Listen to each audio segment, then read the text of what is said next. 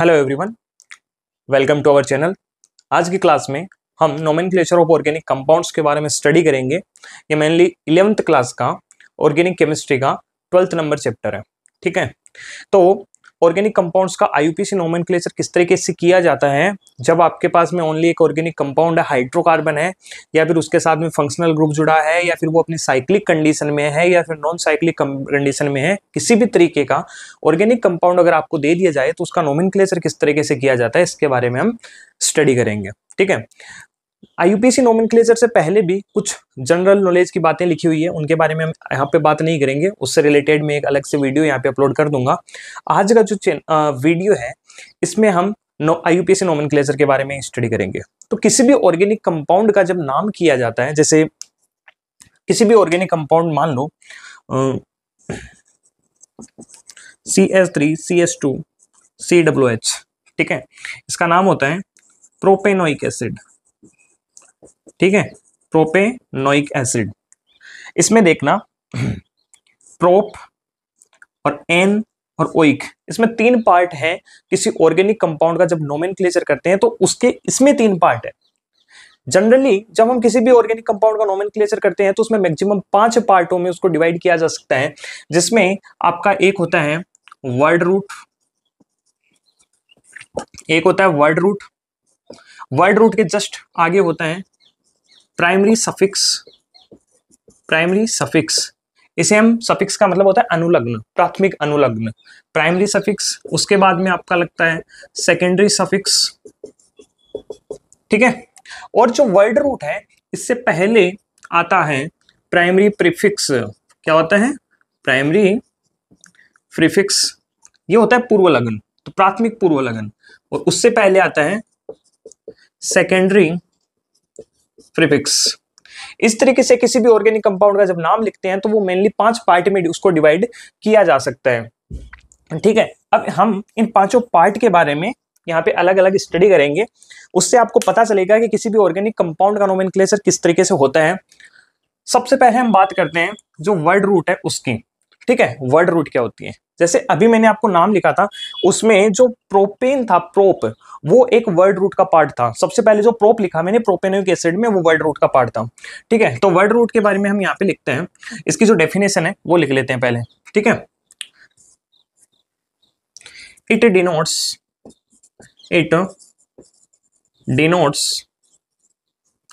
The number of carbon atoms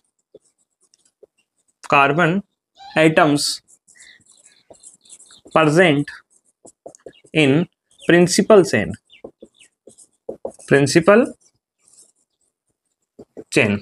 principal chain में कितने number of carbons हैं उसके आधार पर हम वर्ड रूट का डिसीजन लेते हैं कि वर्ड रूट हमें क्या लिखनी है।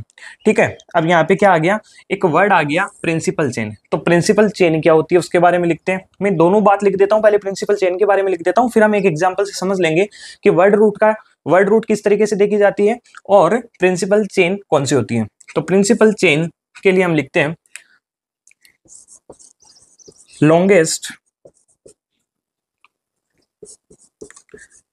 longest possible continuous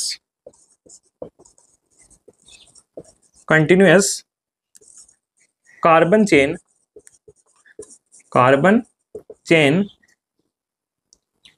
containing functional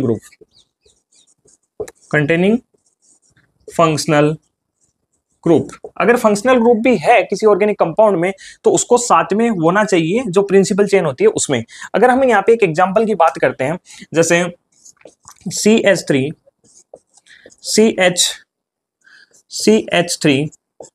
CH2 CH3, ये हमने एक एग्जांपल लिया है यहाँ पे। तो सबसे पहले हम यहाँ पे क्या देखेंगे, देखो वर्ड रूट कब पता चलेगा, जब आपको किसके बारे में पता चले, प्रिंसिपल चेन के बारे में पता चले। तो प्रिंसिपल चेन कौन सी है देखना है इसमें।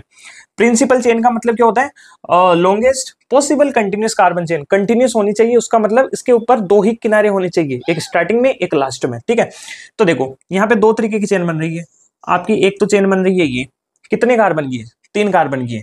और वहीं पे अगर हम दूसरी चेन की बात करें तो क्या ये एक चेन नहीं बन रही है आपकी, बन रही है। ये चेन जो बन रही है इसमें कितने कार्बन है, देखो 1 2 3 4, और इधर वाले में कितने हैं, 3 है। तो हमने क्या बोला, लॉन्गेस्ट चेन होनी चाहिए, पॉसिबल कंटिन्यूअस चेन होनी चाहिए। इसका मतलब यहाँ पे जो प्रिंसिपल चेन होगी वो कौन सी होगी, जो ये ब्लैक वाली है जिसमें 4 कार्बन है, इसे हम किसकी तरह देखेंगे, प्रिंसिपल चेन। ये आपकी कौन सी है, प्रिंसिपल चेन है। ठीक है, अब देखो प्रिंसिपल चेन में नंबर ऑफ कार्बन है 4। अब 4 कार्बन के लिए हम वर्ड रूट क्या यूज करते हैं, इसके बारे में अगर हमें पता होगा तो हम किसी कंपाउंड का नाम लिख सकते हैं या फिर आईयूपीएसी नेम लिख सकते हैं। इस कंपाउंड की अगर हम बात करें तो उसका एक बार जनरली आपको एक बार नाम बता देता हूं, आईयूपीएसी नेम क्या है, इसके जो रूल्स हैं हम आगे पढ़ेंगे। यहां से हम नंबरिंग स्टार्ट करेंगे 1 2 3 4। 2 नंबर पे एक मिथाइल ग्रुप जुड़ा हुआ है, तो इसे हम क्या लिखेंगे, 2 मिथाइल, 2 मिथाइल, और कितने कार्बन है यहाँ पे, 4 कार्बन है, तो 4 कार्बन के लिए क्या आता है, ब्यूट। तो 2 मिथाइल ब्यूटेन इसका नाम होता है। अब देखो यहाँ पे जो ब्यूट है ना, ये वर्ड रूट आपकी। ठीक है, तो वर्ड रूट किस तरीके से डिसाइड की जाती है इसके बारे में हमने यहाँ पे देखा है। अब सुनना, नंबर ऑफ कार्बन के आधार पर वर्ड रूट क्या क्या हो सकती है उसके बारे में देखते हैं। तो देखो नंबर ऑफ कार्बन किसमें, in principal chain, principal chain, और उसके लिए वर्ड रूट क्या हो सकता है, वर्ड रूट क्या हो सकता है इसके बारे में हम बात करते हैं। अगर कार्बन किसी प्रिंसिपल चेन में एक हो, दैट मींस C1 बोल दूं। C1 का मतलब यहाँ पे आपको ये देखना है कि कोई प्रिंसिपल चेन है जिसमें ओनली एक ही कार्बन है। ठीक है, C1 हो सकता है, C2, C3, C4, C5, C6। अब देखो इतने का लिख लेते हैं एक बार हम ना। जब C1 एक कार्बन की प्रिंसिपल चेन हो उसके लिए हम वर्ड रूट है वो यूज करते हैं मैथ। ठीक है, अगर 2 कार्बन है प्रिंसिपल चेन में, अब जल्दी जल्दी लिख रहा हूं, प्रिंसिपल चेन में अगर 2 कार्बन होंगे तो हम लिखते हैं एथ। अगर 3 कार्बन है तो हम लिखते हैं प्रोप। अगर 4 कार्बन है तो हम लिखते हैं ब्यूट। अगर 5 कार्बन है तो हम लिखते हैं पेंट। अगर 6 कार्बन है तो इसे हम लिखते हैं हेक्स। ठीक है, अब आगे हम साथ में लिख रहा हूं, ये वर्ड रूट वगैरह नहीं लिख रहा हूं मैं वापस से। अगर 7 कार्बन है तो हम लिखते हैं हेप्ट। 8 होंगे तो बोलेंगे ऑक्ट। 9 कार्बन होंगे तो बोलेंगे नॉन। 10 कार्बन होंगे तो बोलेंगे डेक। अगर 11 कार्बन होंगे प्रिंसिपल चेन में तो उसे हम बोलेंगे अनडेक। अगर 12 होंगे तो उसे हम बोलेंगे डू डेक। अगर 13 होंगे तो उसे हम ट्राइडेक बोलेंगे। 14 होंगे तो उसको हम टेट्राडेक बोलेंगे। 15 कार्बन प्रिंसिपल चेन में होंगे तो पेंटाडेक बोलेंगे। 16 कार्बन होंगे तो हेक्साडेक बोलेंगे। इसी तरीके से एक C20 का बता देता हूं, C20 हो तो उसे हम लिखते हैं आइकोस। ठीक है, तो इस तरीके से हमने क्या देखा है कि वर्ड रूट किस तरीके से लिखा जाता है उसके बारे में हमने यहाँ पे देख लिया है। ये वर्ड रूट के बारे में आपको बता दिया गया। इससे रिलेटेड अगर हम एक एग्जांपल लेना चाहें तो ले सकते हैं। जैसे चलो वर्ड रूट का अकेले का एग्जांपल नहीं होगा, हम पहले प्राइमरी सफिक्स के बारे में देख लेते हैं। प्राइमरी सफिक्स क्या होता है, उसके बाद में हम इन दोनों से रिलेटेड कुछ एग्जांपल्स यहाँ पे देख लेंगे। आप एक बार ये देख लीजिए। इसके बाद में जो वर्ड रूट है इसके बारे में हमने यहाँ पे स्टडी कर ली है। इसके बाद में हम बात करते हैं प्राइमरी सफिक्स के बारे में। ठीक है, तो प्राइमरी सफिक्स क्या होता है, हम सभी की अलग अलग बात करेंगे। प्राइमरी सफिक्स के बारे में बात करते हैं तो प्राइमरी सफिक्स आपको ये बताता है कि किसी भी ऑर्गेनिक कंपाउंड में जो प्रिंसिपल चेन हमने निकाली है वो प्रिंसिपल चेन सैचुरेटेड है या फिर अनसैचुरेटेड है। अगर वो सैचुरेटेड होती है तो उसके लिए एक सफिक्स लगता है, अगर वो अनसैचुरेटेड है तो उसके लिए जो सफिक्स है वो दूसरा लगता है। जैसे पहले आपको मैं बता दूं सैचुरेशन और अनसैचुरेशन होता क्या है, तो पहले हम प्राइमरी सफिक्स के बारे में लिख लेते हैं थोड़ा सा। प्राइमरी सफिक्स, ठीक है, primary suffix, primary suffix tells us whether the compound is saturated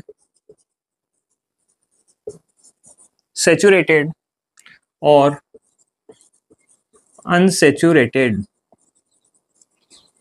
ठीक है, जो सैचुरेटेड कंपाउंड्स होते हैं वो कौन से होते हैं,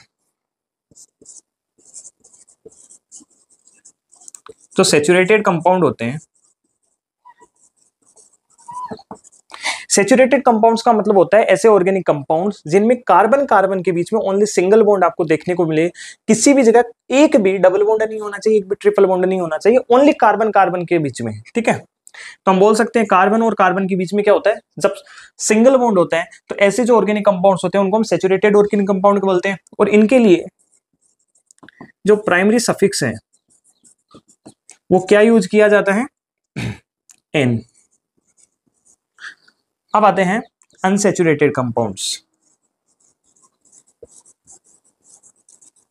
अनसैचुरेटेड कंपाउंड्स, अनसैचुरेटेड कंपाउंड्स दो तरीके हो सकते हैं, या तो अब देखो किसी भी ऑर्गेनिक कंपाउंड्स में कम से कम अगर एक कार्बन और कार्बन के बीच में डबल बॉन्ड मिल गया तो वो अनसैचुरेटेड होगा, कार्बन कार्बन के बीच में अगर ट्रिपल बॉन्ड आपको देखने को मिलता है तो वो भी अनसैचुरेटेड कंपाउंड्स होगा। तो कार्बन कार्बन के बीच में डबल बॉन्ड हो सकता है या फिर कार्बन कार्बन के बीच में ट्रिपल बॉन्ड हो सकता है। ये दोनों ही तरीके के कंपाउंड्स होते हैं वो क्या होते हैं, अनसैचुरेटेड होते हैं। ये जो डबल बॉन्ड होता है, जो एल्किन्स की हम बात करें, अनसैचुरेटेड कंपाउंड्स होते हैं एल्किन्स और एल्गाइंस। ये जो सिंगल बॉन्ड होता है सैचुरेटेड कंपाउंड्स होते हैं उनको हम क्या बोलते हैं, एल्केन्स बोलते हैं। जो कार्बन और कार्बन के बीच में डबल बॉन्ड होता है उनके लिए प्राइमरी सफिक्स है वो इन यूज किया जाता है, ENE। और ट्रिपल बॉन्ड अगर हो कार्बन कार्बन के बीच में तो ऐसे में हम उनके लिए जो प्राइमरी सफिक्स है वो आइन यूज करते हैं, YNE। ठीक है, इससे रिलेटेड हम कुछ एग्जांपल्स देख लेते हैं, जैसे CH3 CH2 CH3। आप यहां पे देख सकते हो, सबसे पहले आप जब इसका नाम लिखते हो तो क्या लिखोगे, सबसे पहले आप इसमें ये बताओगे कि लॉन्गेस्ट कार्बन चेन कौन सी। तो आपको दिख रही है लॉन्गेस्ट कार्बन चेन यहाँ पे एक ही है, इसके अलावा कोई भी यहाँ पे कार्बन चेन है ही नहीं। ठीक है, टोटल नंबर ऑफ कार्बन कितने, 3 है इसके पास में, और 3 कार्बन होते हैं। उसके लिए इससे जस्ट पहले वाली स्लाइड में हमने वर्ड रूट देखा था, जब नंबर ऑफ कार्बन 3 होते हैं तो उसके लिए हम प्रोप यूज करते हैं। ठीक है, तो प्रोप तो क्या हो गया, वर्ड रूट हो गया। और उसके बाद में देखो क्या ये सैचुरेटेड है, इसमें एक भी कार्बन और कार्बन के बीच में सिंगल बॉन्ड, कार्बन और कार्बन के बीच में सिंगल बॉन्ड है, इसका मतलब ये सैचुरेटेड कंपाउंड है। और सैचुरेटेड कंपाउंड के लिए प्राइमरी सफिक्स क्या यूज किया जाता है, एन। तो prop plus ane is equal to क्या बन गया, प्रोपेन। इसी तरीके से हम एक एग्जांपल और लेते हैं, CH3 CH double bond CH2। ये जो कंपाउंड है इसमें भी देखो लॉन्गेस्ट कार्बन चेन कौन सी आपकी है, प्रिंसिपल चेन कौन सी है, 3 कार्बन की है। ठीक है, तो इसको अब जब हम नंबरिंग देंगे, नंबरिंग देना भी सीखेंगे आगे, अभी मैं ऐसे आपको बता रहा हूं साथ साथ में। तो 1 नंबर इसको देते हैं, 2 नंबर इसको देते हैं और 3 नंबर इसको देते हैं। यहाँ पे आप देख सकते हो 1 2 3 3 कार्बन है, 3 कार्बन के लिए वर्ड रूट क्या यूज किया जा रहा था, प्रोप प्लस कम से कम एक डबल बॉन्ड होना चाहिए, एक ट्रिपल बॉन्ड होना चाहिए, तो वो अनसैचुरेटेड कंपाउंड कहलाएगा, उसे हम सैचुरेटेड नहीं बोलेंगे। ये मत देखना कि कार्बन कार्बन के बीच में सिंगल बॉन्ड भी तो है इसलिए ये तो सैचुरेटेड होना चाहिए, ऐसा नहीं है, ये अनसैचुरेटेड ही होगा, क्योंकि एक भी अगर डबल बॉन्ड या ट्रिपल बॉन्ड आ जाता है तो अनसैचुरेटेड हो जाता है। और अनसैचुरेटेड एल्कीन है, अनसैचुरेटेड डबल बॉन्ड हो तब प्राइमरी सफिक्स क्या यूज किया जाता है, इन। तो prop plus ene is equal to propene. ठीक है, इसी तरीके से एक एग्जांपल और ले लेते हैं हम, CH3 C triple bond CH। यहां पे भी आप सेम कंडीशन देख सकते हो। सबसे पहले हम वर्ड रूट लिखेंगे, तो वर्ड रूट क्या होगा, इसके लिए 3 कार्बन है, 3 कार्बन के लिए वर्ड रूट क्या होता है, प्रोप प्लस यहां पे अगर ट्रिपल बॉन्ड हो, ट्रिपल बॉन्ड जब आ जाता है तो प्राइमरी सफिक्स क्या यूज किया जाता है, आइन यूज किया जाता है। That means prop plus yne is equal to propyne. तो ये क्या हो गया आपका, प्रोपाइन हो गया। इस तरीके से हमने यहाँ पे प्राइमरी सफिक्स के बारे में बात कर ली। देखो कम से कम ये 5 पार्ट है, इनमें से ऑर्गेनिक कंपाउंड में कम से कम 2 पार्ट हो सकते हैं और मैक्सिमम आपके पास में 5 पार्ट आपको देखने को मिलेंगे। देखो हमने जो एग्जांपल्स लिए वो ओनली इस 2 पार्ट से ही हैं, इसमें हमने सेकेंडरी सफिक्स नहीं लिया। सेकेंडरी सफिक्स आपको ये बताता है कि जो कंपाउंड लिया उसमें फंक्शनल ग्रुप कौन सा है या फंक्शनल ग्रुप की प्रॉपर्टी के बारे में बताता है। अभी आप देख सकते हो यहाँ पे कोई फंक्शनल ग्रुप है ही नहीं, समझ रहे हो। प्राइमरी प्रीफिक्स होता है वो हमें ये बताता है कि कोई भी कंपाउंड साइक्लिक है या फिर एसाइक्लिक है। ओनली साइक्लिक कंपाउंड्स या फिर बाइसाइक्लो कंपाउंड या फिर स्पाइरो कंपाउंड्स के लिए हम प्राइमरी प्रीफिक्स का यूज करते हैं। और जो सेकेंडरी प्रीफिक्स है वो आपको सब्स्टिट्यूएंट के बारे में बताता है। किसी भी ऑर्गेनिक कंपाउंड्स में अगर शाखाएं निकली होती है, सब्स्टिट्यूएंट जुड़ा होता है या फिर प्रतिस्थापी जुड़ा होता है, उस प्रतिस्थापी को हम सेकेंडरी प्रीफिक्स के द्वारा आईयूपीएसी नोमेनक्लेचर में लिखते हैं। ठीक है, तो यहां पे हमने प्राइमरी सफिक्स के बारे में देख लिया। अब हम आगे देखते हैं सेकेंडरी सफिक्स के बारे में। सेकेंडरी सफिक्स, जो सेकेंडरी सफिक्स होता है वो प्राइमरी सफिक्स के बाद में लिखा जाता है। ठीक है, तो जो सेकेंडरी सफिक्स होता है वो हमें बताता है फंक्शनल ग्रुप के बारे में। तो लिखते हैं इट डिनोट्स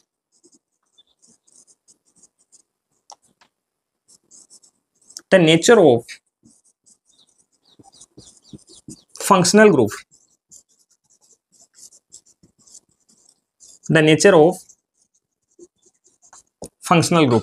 अब फंक्शनल ग्रुप कौन कौन से होते हैं उनके लिए जो यूज करेंगे हम सेकेंडरी सफिक्स यूज करते हैं। अब फंक्शनल ग्रुप कई तरीके से हो सकते हैं। किसी एक ऑर्गेनिक कंपाउंड्स में आपको एक फंक्शनल ग्रुप मिल सकता है और एक से ज्यादा भी फंक्शनल ग्रुप मिल सकते हैं। तो जब एक फंक्शनल ग्रुप मिलता है तब तो हम उसको सीधा सेकेंडरी सफिक्स के हिसाब से लिख देंगे, लेकिन कई बार एक से ज्यादा मिल जाते हैं तो उनके लिए एक टेबल बनी हुई है आपके पास में प्रायोरिटी ऑर्डर की। उसमें जो हायर प्रायोरिटी में जो फंक्शनल ग्रुप है उसके लिए हम सेकेंडरी सफिक्स यूज करते हैं और बाकी जितने भी होते हैं उनको हम सब्स्टिट्यूएंट की तरह मानते हैं और सब्स्टिट्यूएंट को किसके हिसाब से लिखेंगे, सेकेंडरी प्रीफिक्स के हिसाब से लिखेंगे। ठीक है, तो हम यहां पे देखते हैं कुछ फंक्शनल ग्रुप। ऊपर वाला हटा देता हूं मैं।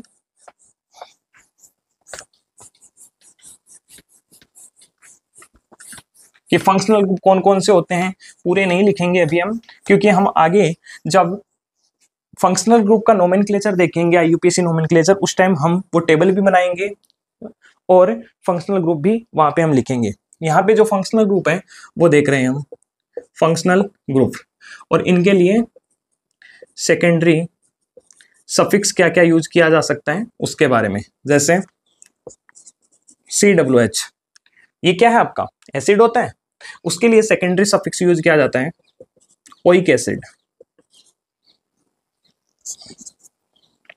इससे रिलेटेड एग्जांपल्स भी देखेंगे हम साथ साथ में, चलो देख लेते हैं। COOH से रिलेटेड एक एग्जांपल देखते हैं, CH3, अभी हमने लिखा था CH2 COOH। यहां पे आप देख सकते हो सबसे पहले आपको सबसे लंबी कार्बन श्रृंखला देखनी है, तो सबसे लंबी कार्बन श्रृंखला में देखो एक कार्बन, दो कार्बन और तीन कार्बन, तीन कार्बन आ रहे हैं और तीन कार्बन की सबसे लंबी श्रृंखला है, तो उसके लिए वर्ड रूट क्या यूज किया जाता है, प्रोप, येलो प्रोप प्लस। क्या ये सेचुरेटेड है, तो हम बोलेंगे देखो कार्बन कार्बन के बीच में सिंगल बॉन्ड, इस कार्बन के बीच में भी सिंगल बॉन्ड। ये COOH है ना, इसको हम देखो ऐसे भी लिख सकते हैं। ठीक है, लेकिन ध्यान रखना है जो डबल बॉन्ड है वो कार्बन कार्बन के बीच में नहीं है, वो कार्बन और ऑक्सीजन के बीच में है। तो ये डिसाइड नहीं करता है कि ऑर्गेनिक कंपाउंड सेचुरेटेड है या फिर अनसेचुरेटेड है। ठीक है, तो यहां पे कंपाउंड आपका क्या है, सेचुरेटेड है, तो इसके लिए हम यूज क्या करेंगे, N प्लस सेकेंडरी सफिक्स भी लिखेंगे क्योंकि फंक्शनल ग्रुप मिल गया आपको।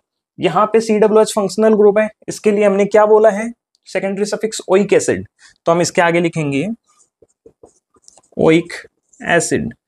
इस पूरे को जब जोड़ेंगे तो क्या बनेगा आपके पास में, प्रोपेनोइक एसिड, प्रोपेनोइक एसिड। ठीक है, इसके अलावा यहाँ पे SO3H हो सकता है जिसके लिए सेकेंडरी सफिक्स है sulphonic acid, sulphonic acid, sulphonic acid. Functional group OH हो सकता है, इसके लिए ओल यूज करते हैं। NH2 हो सकता है फंक्शनल ग्रुप, इसके लिए हम एमीन यूज करते हैं। OH की जगह हम SH बोल सकते हैं। ध्यान रखना जब भी ऑक्सीजन की जगह पे S आ जाए, चाहे इसमें हो चाहे इथर में हो, किसी की अगर हम बात करें तो उसके लिए हम थायो वर्ड यूज करने लग जाते हैं। जैसे ये ओल था तो इसके लिए हम थायो ओल बोलेंगे। ठीक है, तो इसके लिए जो सफिक्स होगा वो होगा थायोल। ठीक है, थायोल हो गया। इसके अलावा अगर हम और लिखना चाहें तो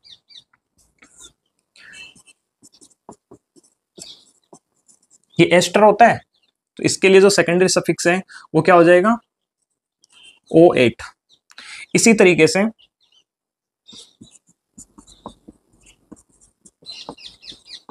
ये एनहाइड्राइड होता है। देखो मैं जो भी लिख रहा हूं ना, इन सब के एग्जांपल्स देखेंगे हम, इनके बारे में अलग अलग आईयूपीएसी नोमेनक्लेचर निकालेंगे इनका, ठीक है। तो इसके लिए हम यूज करते हैं सेकेंडरी सफिक्स ओइक एनहाइड्राइड। तो बहुत होंगे अभी के लिए, हम नॉर्मल नॉर्मल लिख रहे हैं। साथ में हम आगे जब भी इसकी जो प्रायोरिटी ऑर्डर वाली टेबल देखेंगे तो वहां पे हम इसके बाद वाला भी देख लेंगे, ठीक है। तो यहां तक आप एक बार लिखो, इसका स्क्रीनशॉट ले लीजिए। इसके बाद में हम प्राइमरी प्रीफिक्स और सेकेंडरी प्रीफिक्स के बारे में पढ़ते हैं। इसके बाद में हमने यहाँ पे देखते हैं, देखो वर्ड रूट हमने देख लिया, प्राइमरी सफिक्स देख लिया और सेकेंडरी सफिक्स देख लिया। अब हम बात करते हैं प्राइमरी प्रीफिक्स की। प्राइमरी प्रीफिक्स या फिर इसे हम बोलते हैं पूर्व लग्न, ठीक है। तो ये किसके लिए यूज किया जाता है, मेनली आपका कंपाउंड है वो साइक्लिक है या फिर एसाइक्लिक है या नॉन साइक्लिक है।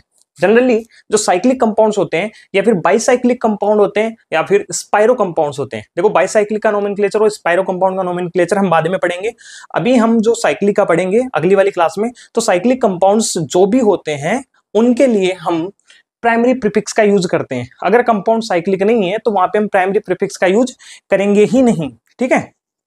तो लिखते हैं it is used for cyclic compounds, cyclic compounds, bicyclic and spiro compounds. अब स्पाइरो कंपाउंड्स क्या होते हैं इनके बारे में जब हम इसका नोमेनक्लेचर देखेंगे उसी टाइम पढ़ेंगे। बाइसाइक्लिक कंपाउंड्स क्या होते हैं उनके बारे में भी हम वहीं पे पढ़ेंगे। यहां पे सबसे पहले हम एक एग्जांपल देखते हैं। जनरली एग्जांपल आपका ये है, और इसको हम क्या लिख सकते हैं, CH2 CH2 CH2 CH2 CH2, ये एक साइक्लिक कंपाउंड है। CH2 ये कंपाउंड है। आप इसमें देख सकते हो कार्बन कार्बन के बीच में जहां पे भी बॉन्ड बने हुए हैं वो सबके सब कौन से हैं, सिंगल बॉन्ड है, दैट मींस सैचुरेटेड है। और सैचुरेटेड के लिए हमने अभी बोला था कि एन प्राइमरी सफिक्स यूज करते हैं, ठीक है। तो देखो सबसे पहले इसमें देखो कितने कार्बन है, यहां से स्टार्ट करते हैं, कहीं से भी स्टार्ट कर सकते हैं कि कोई सब्स्टिट्यूएंट है नहीं। यहां से स्टार्ट कर दो, यहां से स्टार्ट कर दो, यहां से स्टार्ट कर दो। तो 1 2 3 4 5 6 6 कार्बन है इसमें। 6 कार्बन के लिए वर्ड रूट क्या यूज करते हैं हम, हेक्स। मैंने सबसे पहले लिखा है, ठीक है। तो ये तो हो गया हेक्स प्लस। हेक्स के बाद में हम प्राइमरी सफिक्स यूज करेंगे। तो प्राइमरी सफिक्स जितने भी कार्बन कार्बन के बीच में बॉन्ड है वो सबके सब क्या है, सिंगल बॉन्ड है। सिंगल बॉन्ड का मतलब सैचुरेटेड है, और सैचुरेटेड बॉन्ड जब होते हैं तो प्राइमरी सफिक्स यूज क्या करते हैं, एन प्लस। क्या प्लस लगाएं आगे, इसमें कोई फंक्शनल ग्रुप आपको दिख रहा है, इसमें फंक्शनल ग्रुप जब है ही नहीं तो हम सेकेंडरी सफिक्स कहां से लिखेंगे। तो इसमें सेकेंडरी सफिक्स लगाने की जरूरत नहीं है। लेकिन वर्ड रूट से पहले आता है प्राइमरी प्रीफिक्स। मैंने अभी बताया था जब भी साइक्लिक कंपाउंड होता है उसके लिए हम प्राइमरी सफिक्स यूज करते हैं, साइक्लो, ये प्राइमरी प्रीफिक्स होता है, ठीक है। तो इसके लिए हम साइक्लो यूज करेंगे प्राइमरी प्रीफिक्स। पूरा का पूरा जब नाम पढ़ेंगे तो क्या हो गया, cyclo hex plus ane, that is cyclohexane, cyclohexane. इसके अलावा अगर और कोई कंपाउंड्स आप देखना चाहो, ये बॉन्ड लाइन स्ट्रक्चर फॉर्मूला होता है, ठीक है। जो फॉर्मूले कितने टाइप के होते हैं उसके बारे में कंप्लीट फॉर्मूला होता है, एक बॉन्ड लाइन स्ट्रक्चर फॉर्मूला होता है। तो इनके बारे में हमने स्टडी नहीं की है, इससे रिलेटेड एक वीडियो हम अलग से अपलोड कर देंगे। इसके अंदर देखो टोटल नंबर ऑफ कार्बन कितने हैं, 1 2 3 4 5, 5 कार्बन है। 5 कार्बन के लिए वर्ड रूट क्या यूज करते हैं, पेंट, ठीक है। सबके सब जो कार्बन कार्बन के बीच में जो बॉन्ड बने हुए हैं सबके सब क्या है, सिंगल बॉन्ड है, दैट मींस एन, उसके लिए हम प्राइमरी सफिक्स यूज करेंगे। और साइक्लिक है इसलिए प्राइमरी प्रीफिक्स क्या यूज करेंगे, साइक्लो। तो इसके लिए हम जो नाम लिखेंगे वो क्या हो जाएगा, साइक्लो पेंटेन। देखो तीनों चीजें आ गई हैं, ये साइक्लो है, ये आपका प्राइमरी प्रीफिक्स है, ये जो पेंट है ये आपका वर्ड रूट है, और जो एन है वो प्राइमरी सफिक्स है। तो इस तरीके से हमने यहाँ पे क्या देखा, प्राइमरी प्रीफिक्स के बारे में। अब हम लास्ट देखते हैं सेकेंडरी प्रीफिक्स क्या होता है, ठीक है। अब हम देखते हैं सेकेंडरी प्रीफिक्स। ठीक है, तो सेकेंडरी प्रीफिक्स किससे पहले आता है? प्राइमरी प्रीफिक्स से पहले आता है। तो हम लिखेंगे it is added before, it is added before, मतलब पहले, प्राइमरी प्रीफिक्स से पहले लिखा जाता है, बिफोर द प्राइमरी प्रीफिक्स। दूसरी चीज क्या लिखेंगे? जो सेकेंडरी प्रीफिक्स आपको किसके बारे में बताता है? सब्स्टिट्यूएंट्स के बारे में बताता है कि कौन सा प्रतिस्थापी जुड़ा है। अभी तक हमने जो एग्जांपल देखे हैं उनमें हमने प्रतिस्थापी नहीं जोड़ा है। अभी जो एग्जांपल देंगे कि उनमें हम साथ में सब्स्टिट्यूएंट भी देखेंगे, प्रतिस्थापी भी देखेंगे। तो लिखेंगे it tells us about the substituent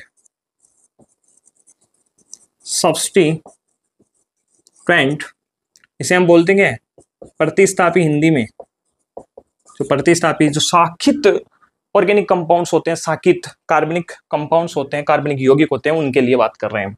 it tells us about the substituent present in organic compound. मैंने आपको एक सेकेंडरी सफिक्स जब बताया था उस टाइम एक चीज बोली थी, देखो कुछ ग्रुप्स ऐसे होते हैं जिनको हम फंक्शनल ग्रुप के रूप में नहीं देख सकते, उनको हम फंक्शनल ग्रुप नहीं बोल सकते। जैसे फ्लोरीन हो गया, क्लोरीन हो गया, आयोडीन हो गया, ये जितने भी होते हैं, ब्रोमीन हो गया, या फिर नाइट्रो NO2 ग्रुप हो गया, ये जितने भी ग्रुप्स होते हैं उनको हम फंक्शनल ग्रुप की तरह नहीं देख सकते। तो उनके लिए हम क्या यूज करेंगे? उनको एज ए सब्स्टिट्यूएंट मानेंगे। मतलब किसी को अगर हमने फंक्शनल ग्रुप नहीं माना और कोई प्रिंसिपल चेन का पार्ट भी नहीं है, इसके अलावा जितने भी बचे ना, सबके सबको हम क्या मानेंगे? सब्स्टिट्यूएंट मानेंगे। अब देखो कुछ सब्स्टिट्यूएंट लिख रहा हूं मैं, और उनका जो सेकेंडरी प्रीफिक्स है वो लगा रहा हूं। सेकेंडरी प्रीफिक्स उनके साथ में क्या लगेगा उसके बारे में। जैसे अगर फ्लोरीन आ गया ऑर्गेनिक कंपाउंड में तो वो सफिक्स की तरह ही देखा जाएगा और उसके लिए हम सेकेंडरी प्रीफिक्स का ही यूज करेंगे। तो इसके लिए जो सेकेंडरी प्रीफिक्स है वो है फ्लोरो। क्लोरीन जब आ गया तो इसके लिए जो सेकेंडरी प्रीफिक्स है वो क्लोरो हो गया। ब्रोमीन, इसके लिए हो जाता है ब्रोमो। आयोडीन अगर है तो इसके लिए आयोडो। CH3 ग्रुप है तो उसके लिए हम क्या देखते हैं? मिथाइल। अगर CH3 ग्रुप है तो उसको लिए जो सेकेंडरी प्रीफिक्स यूज करते हैं वो होता है मिथाइल। देखो ध्यान से सुनना, मैं यहां पे बता देता हूं। जब कोई एल्केन होता है और उसमें से कार्बन से एक हाइड्रोजन निकाल दिया जाता है, -H की है, तो इसको हम फिर क्या बोलेंगे? एल्किल बोलेंगे। एल्किल। पहले जो सफिक्स एन लगा हुआ था वो अब देखो क्या लग गया? इल लग गया। ध्यान रखना, जब CH4 को हम मेथेन बोलते हैं, मेथेन, लेकिन इसमें से पूरा लिख देते हैं, चलो CH, इसमें से अगर हमने एक इस कार्बन को निकाल दिया बाहर तो क्या बचा? CH3 बच गया और ये एक वैलेंसी इसकी खाली रह गई। तो देखो मीथेन एन था, एन को हटा के हम क्या करेंगे? अगर H को निकाल दिया तो इल लगा देंगे, तो ये क्या हो जाएगा? मिथाइल या मिथिल। ठीक है, तो ध्यान रखना जब भी एल्केन में से एक हाइड्रोजन निकाल दिया जाता है तो उसमें एन जो सफिक्स लगा हुआ है उसकी जगह इल सफिक्स लगा देंगे। देखो हमने लगाया है यहाँ पे, अगर मेथेन की जगह इथेन हो तो C2H6 होता है इथेन तो, लेकिन C2H5 करें, एक H निकाल दें तो ये क्या हो जाएगा? C2H5, जिसे हम बोलते हैं इथाइल। इसके अलावा और अगर हम बात करें सब्स्टिट्यूएंट की तो हो सकता है OR। OR को हम बोलते हैं एल्कोक्सी। अगर अब R क्या है? R का मतलब एल्किल ग्रुप है, एल्किल ग्रुप लगा दो O की जगह, R की जगह, तो OCH3 कर दिया मान लो, तो इसे हम क्या बोलेंगे? इसमें R के कारण एल्कोक्सी बोला, R एल्केन होता है, इसकी जगह CH3 लगा दिया तो मिथोक्सी हो गया, मिथोक्सी। इसी तरीके से CH2, CH3, ये अगर आपको मिल जाए प्रतिस्थापी के रूप में तो इसके लिए आप सेकेंडरी प्रीफिक्स क्या लगाओगे? देखो प्रोपेन था ये पूरा का पूरा। यहां से एक H निकाल दिया हमने, CH3 CH2, CH3 को हम प्रोपेन बोलते हैं, एक H निकाल दिया तो ये क्या बन गया, प्रोपिल, तो इसे हम एन प्रोपिल बोलते हैं। तो इस तरीके से हमने और लिखते हैं अगर हम, तो देखो एक नाइट्रो, अब ऐसे देखने में तो फंक्शनल ग्रुप सा लग रहा है, लेकिन इसको कभी भी हम फंक्शनल ग्रुप की तरह ट्रीट नहीं करते हैं, इसको हमेशा हम सब्स्टिट्यूएंट की तरह ही रखते हैं। तो इसके लिए सेकेंडरी प्रीफिक्स लगेगा नाइट्रो, और अगर NO है तो नाइट्रो, NO को बोलते हैं नाइट्रोसो। ये आपको याद करने हैं, ठीक है। इसके अलावा अगर हम और बात करें, लगभग ठीक है, इतने देखते हैं, बाकी हम साथ साथ में देखते जाएंगे। तो यहां तक हमने क्या किया है अभी तक, वर्ड रूट के बारे में देख लिया, प्राइमरी सफिक्स देख लिया, सेकेंडरी सफिक्स देख लिया, प्राइमरी प्रीफिक्स देख लिया और सेकेंडरी प्रीफिक्स देख लिया। इससे रिलेटेड कोई एग्जांपल है तो हम नेक्स्ट क्लास में देखेंगे, बिकॉज एक दो चलो एग्जांपल देख लेते हैं हम, ठीक है, यहीं पे देख लेते हैं जिनमें फंक्शनल ग्रुप आपका प्रेजेंट हो, सॉरी सेकेंडरी सफिक्स मतलब जो सब्स्टिट्यूएंट है वो प्रेजेंट हो, जैसे CH3 CH2F, इसका नाम क्या होगा, देखो CH3 CH2 है, CH3 CH3 था पहले, लेकिन एक H को हटा के फ्लोरीन लग गया। अब फ्लोरीन लग गया तो देखो 2 कार्बन के कारण क्या बोलेंगे इसको हम, वर्ड रूट क्या लेंगे, मैथ, सॉरी एथ ले लिया, और कार्बन कार्बन के बीच में सिंगल बॉन्ड है तो एन, इसके लिए प्राइमरी सफिक्स लगा देंगे तो ये हो जाएगा एथेन। फ्लोरीन के क्या है यहाँ पे, सब्स्टिट्यूएंट है, और फ्लोरीन सब्स्टिट्यूएंट होता है तो उसके लिए सेकेंडरी प्रीफिक्स क्या लगाते हैं हम, फ्लोरो, तो इसको हम क्या बोलेंगे, फ्लोरो इथेन। इसके अलावा अगर हम और बात करें CH3NO2, तो इसको हम क्या बोलेंगे, देखो नाइट्रो, NO2 का क्या लगता है, नाइट्रो, और साथ में एक CH3 है, एक CH3 के लिए वर्ड रूट क्या था, मैथ, और इसको हम क्या बोलेंगे वैसे, मिथेन बोलेंगे, ठीक है, क्योंकि एक H को हटा के NO2 लगाए, नाइट्रो मिथेन। एक और देख लेते हैं, CH3 OCH3। अब देखना इसमें ये जो OCH3 है, सॉरी ये OCH3 ऐसे होगा, ये अभी हमने एक सब्स्टिट्यूएंट लिया है ना यहाँ पे OCH3, ये रहा OCH3, क्या इसको हमने सब्स्टिट्यूएंट माना है, तो इसको सब्स्टिट्यूएंट माना है तो इसके लिए हम मिथॉक्सी यूज करेंगे, और ओनली CH3 है तो मिथेन हो गया, तो ये हो जाएगा मिथॉक्सी मिथेन। इससे रिलेटेड और एग्जांपल्स हैं वो नेक्स्ट क्लास में देखेंगे, बिकॉज ये जो क्लास है हमारी बहुत ही ज्यादा लेंथी हो चुकी है पहले से ही, ठीक है। तो यहाँ पे हमने वर्ड रूट के बारे में, जितने भी प्रीफिक्स लगते हैं उनके बारे में और सफिक्स लगते हैं उनके बारे में देखा है। जो नेक्स्ट क्लास है उसमें हम नोमेनक्लेचर ऑफ एल्केन देखेंगे, जस्ट उससे अगली क्लास है उसमें एल्किन, एल्काइन और साइक्लिक कंपाउंड्स का नोमेनक्लेचर देख लेंगे, और उससे जस्ट अगले वाली क्लास में हम जो भी फंक्शनल ग्रुप से रिलेटेड ऑर्गेनिक कंपाउंड्स होते हैं उनका नोमेनक्लेचर देखेंगे, साथ में बाईसाइक्लिक कंपाउंड्स और स्पाइरो कंपाउंड्स के नोमेनक्लेचर देखेंगे। लगभग 5 क्लास में हमारे पूरे के पूरे ऑर्गेनिक कंपाउंड्स का नोमेनक्लेचर कंप्लीट हो जाएगा। इससे रिलेटेड हम नीट और जेईई मेंस में आए हुए प्रीवियस ईयर क्वेश्चन है उनको भी सॉल्व करेंगे, जो लास्ट क्लास होगी हमारी उसमें, ठीक है। अगली क्लास जो होगी उसमें हम एल्केन का नोमेनक्लेचर देखेंगे। अगर आपको वीडियो अच्छा लगा हो तो प्लीज चैनल को सब्सक्राइब कर दीजिए और लाइक कर दीजिए, शेयर कर दीजिए। Okay, thank you.